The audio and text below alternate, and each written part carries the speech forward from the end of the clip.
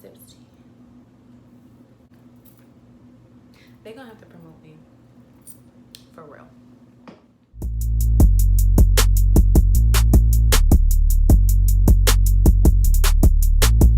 Hey guys, and welcome back to my channel. I know I just said I was gonna work on this, and I did it again. Practice makes perfect. How are you guys doing today? What's new? What's tea? Talk to me. Today we are gonna talk about how many times I've been to the emergency room. I'm not gonna lie, I don't know, so we're gonna count them together. This is gonna be interesting. One thing about me is that I am an accident-prone child. I always hurt myself. To this day, I'm always hurting myself. I actually haven't gotten hurt in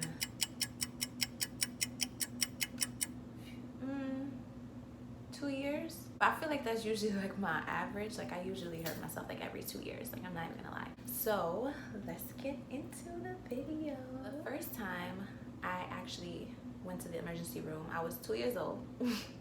And I rolled off the bed and I broke my right collarbone.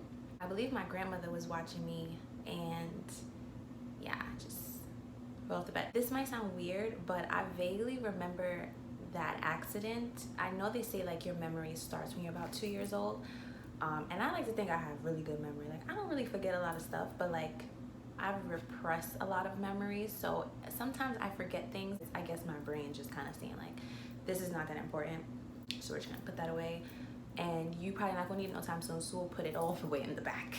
Like I see like a vision of like me rolling, and then, you know, I don't necessarily see me falling, but I see myself rolling from one end of the bed to the other, because I do know I used to like doing that as I got older, so I'm pretty sure that's how I fell off the bed. After that, I was 4 years old. Oh my gosh, 2 years. You see, 2 years. And this I remember very well. I went to my grandmother's house. Both my grandmothers are living, so I went to my dad's mom's house, and she had this red scarf, and I just really wanted this red scarf, so she let me have it, and I took it home. At this age, I was really rambunctious. I was always like a little wild child. I used to like run in the street and do all kinds of crazy stuff while there's cars, and run around the house. I was really rough. And I remember I was running around the house. My mom was on the phone, and she was telling me like, Miyoshi, stop running around the house. Stop running. Miyoshi's running around the house. The scarf was on the floor. Now, the way my house is set up, before you get to the actual bedrooms, there's actually like a little cutout, like so you can enter, and then it goes like a long way like this. Here's Miyoshi, and she's holding on to both sides of the wall, and she's running in place, and the scarf is under her feet. So guess what happens to Miyoshi? Miyoshi slips and busts the back of her head open. Yes, she did. Yes, she did. I remember my mom panicking. I mean, granted, you were gonna panic, but she was saying there's so much blood, and she's banging on my neighbor's door so that they could both take me to the hospital so I can get stitches in the back of my head. I remember them saying, we have to cut her hair, and I started freaking out because I did not play about my hair. You couldn't touch my mane. This is what makes me me. Absolutely not. But they had to shave the back of my head so they could get to the wound and stitch it up. And I remember like I had to be home. My dad's mom, she actually came and sat with me in my house while my parents was to work. Yeah, it was a lot. Like I had to miss a lot of school. I had this huge like head wrap on my head so that way everything could like stay in place and my stitches and all that. I think I had stitches. Yeah, probably. And yeah, it was horrendous. After that, what happened to me? I was 8 years old. Okay, so it's a little time gap. I was playing outside in my playground at school, and me, like I said, I was a rough kid. I used to play with the boys. Like I could keep up. Like I was like the little girly girl with the dresses, running around with the boys, making her dress dirty, pigtails a mess, twists coming out, bobos everywhere, like a mess. The way my the backyard of the playground was set up, because I had a pretty big school, so the yard was really big. That's what we used to call it, the yard. There was a fence that blocked off from the sidewalk, because I'm from New York, so you know a lot of the schools is in the block, so that's, you know, the only way you could protect the kids from the outside pedestrians. There was this long gate, and what was holding the gate up was like this rock. We just you know, we're kids. We don't know what it is. We're not really paying it no mind. It's not really doing nothing to us. I'm running and I trip and I hit my forehead on the rock. And I have the scar. You can see it when I bring my forehead up. And I bust my head open. It didn't hurt. It didn't hurt at all. It just feels like when you bump your head on the wall or something. But my instinct is always to do this.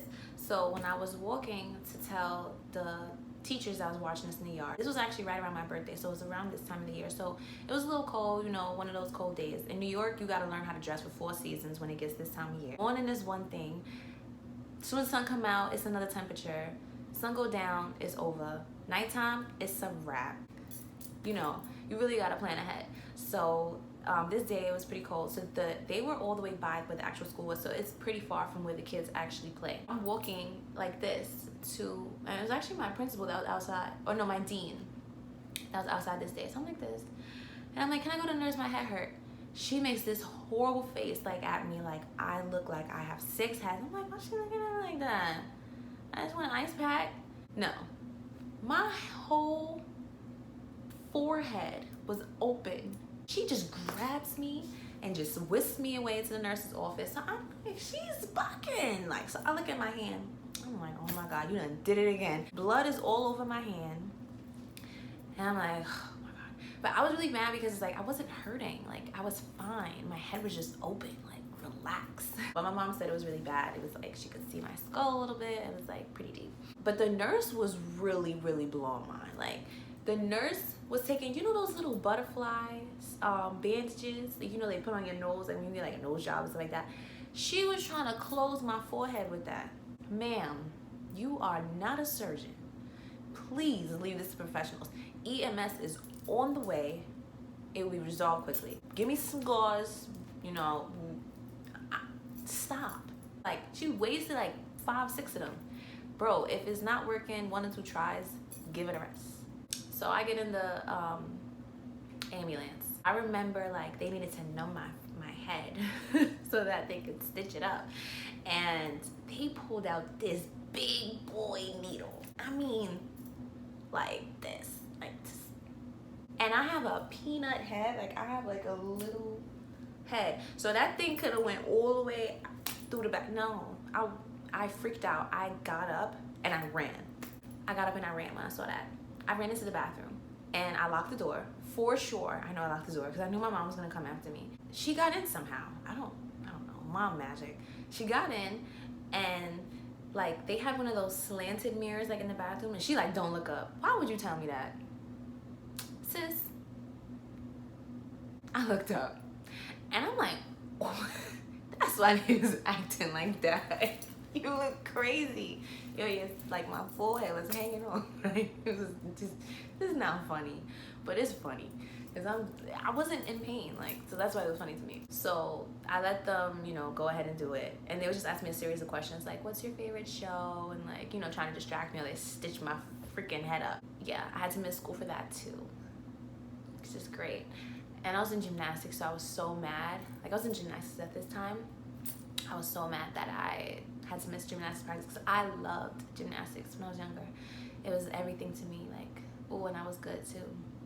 After that, I was 12 years old and I broke my left wrist. I broke it right here, this part by my thumb, and I had to get a cast all the way up here. And my cast was green. I don't know why I picked a green cast, lime green cast. I had to miss a vacation for that. That was just after I got my passport for the first time. I had to stay in school because I had this big ass cast on my arm looking disgusting. I actually had Heelys at this time. That's when Heelys was lit. And I tripped because like in New York, like the way the sidewalks are set up, it's like little boxes and then sometimes little dents in them. Sometimes they don't fill them. I skated over it, fumbled, fell, trying to protect my face. I fell onto my arm. I skinned my knee so bad. It was so bad. What hurt me most about this whole experience was my knee. Skinning your knee is crazy. It's crazy. Like, I know like being shot, you know, that hurt, but skinning your knee bro, it was big, it was deep. Like I have a really bad scar. Like it actually got smaller, but it's like, ugh, it looks so nasty. The funny thing is we didn't know my wrist was broken until the day after. Like I came home, I was going to the store, and I came back home and I told my dad, I'm like, Dad, I fell, I skinned my knee, it hurts really bad. The day after, I was just walking around like this for the whole day, and my mom was pissed. She like, why you keep holding your wrist? Like black moms be just so aggressive. Like, why are you holding your wrist? What's wrong? What's wrong? And we went to the store to get some chips, and I'm like, Mom, can you open a bag of chips for me because I can't open it. Why you can't open a bag of chips? Your wrist hurt that bad? All right, we going to the emergency room. Come to find out, my shit was broken. And you giving me two, because I can't open a bag of Lay's. Excuse me. And you threatening me with the emergency room? That's the best thing that we did today. Today was a productive day, if you ask me. Because I left out of there with some answers. I don't know about you. But since I'm good now. We good. Okay, cool. So that was good. After that, yo, I've been making myself laugh. It's ridiculous. So after that, I'm 12 now. I was good. Oh no, when I was like 15, I almost died. It was bad.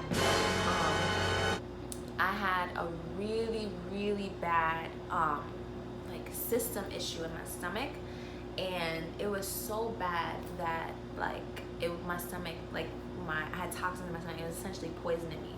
So I literally almost died. I almost got poisoned from the inside. My mom was also being so like not believing me about this situation too. I was so mad at her about this because it was really serious yet again. I was at school one day and I was like, Mom, my stomach is just killing me. It's killing me so bad. Can you please come and get me? Like, I don't want to stay here. And I was at high school this time. Obviously, I was 15. So I'm in the nurse's office. I couldn't walk. Like, I was like hunched over, like bent, like almost at a 90-degree angle. I literally couldn't stand up. I was in so much frustrating pain. It would hurt so bad. My dad ended up coming to get me. Like the day after, I was still in so much pain. Like it just didn't stop. And my mom was like, all right, so, you know, now we can go to the hospital. So we went to the hospital, and come to find out, like they did like all these tests and x-rays. I was there for so long. And they found out that like basically what was happening was I have a fast metabolism, but I have a slow working, like, this is kind of like TMI. I don't really care. I have like a slow working like bowel system for some reason. So like I'll eat a lot, but like everything doesn't all like come out. So essentially like everything was like, not everything, but like a lot was still inside of me, and it was old, obviously. Again, TMI. Yeah, so it was poisoning me. And it's so funny because I feel like what was poisoning me was McDonald's, because at this time I never really was the person to eat McDonald's, but at this time I was in high school, and McDonald's was like literally right around the corner. It was like 3 McDonald's like within like a 5-block radius from my school. So after school, like that was like the hangout. I would only get fries and like a strawberry banana smoothie, and I would get that though like every day. Like I used to cheer when I was in high school, so I was doing that for like a minute. At this time, I wasn't really allowed to be eating McDonald's when I started cheering, but I used to sneak it. Them fries is good. I was eating a lot of McDonald's, and I think that, you know, that's what affected me. There was a study done on McDonald's, and like their food doesn't decompose as quickly as natural food does. So like if you compare like a burger that you make from home with a McDonald's like McDouble or whatever, and you just let them sit and let them rot, it's gonna take way longer for the McDonald's burger to rot than the burger that you made. So that just goes to show like the food that we eat is so processed and it's so unsafe. Unless you're growing it and you live on a farm, it's like it's really hard to eat good food. So yeah, that pretty much happened to me, and that sucked. Once I went to the doctor, I felt so much better. Like it really helped me out. The pain lessened and everything. When I was 18, I was away at my first college. I got a concussion playing dodgeball. Really, nigga? So I go to the ER for that. That's pretty self-explanatory. I got hit in the head with a dodgeball, but where I was at, I was like close to the wall, kind of. Boom, concussion. I was loopy as a mug though. Like I was bugging out that first day. They really had to keep me up, and I just wanted to go to sleep so bad. But it was so cute. All my friends stayed in my room with me. They all went to the hospital with me and stayed with me. They kept me up when I got back because they knew I had to stay up. And then after that was my most recent accident, and this one was like really like touching to me, so I'm not gonna go too deep into it because I'll probably make a video about it later. I will always plan on making a video about it. But this was my car accident, and this happened when I was 21 going on 22. It was a very bad car accident. The car was totaled completely, but the car was only totaled on my side. And as you can see, I'm a very small, dainty little thing. Half the time, the passenger seat in the car, if you have the technology, to sense when there's like a passenger, it doesn't detect my weight because I'm so light. Yeah, it was just like a bad car accident. With that, like I said, I was doing a video on it. I was so mad that I even got into the car accident in the first place. I was so lucky to be alive, of course. Yeah, it was really serious. There's nothing like funny about that. I hate to end this on a serious note because that was my most recent and last accident and time that I went to the ER. Pray for me, y'all, that I don't gotta go back because it's not fun.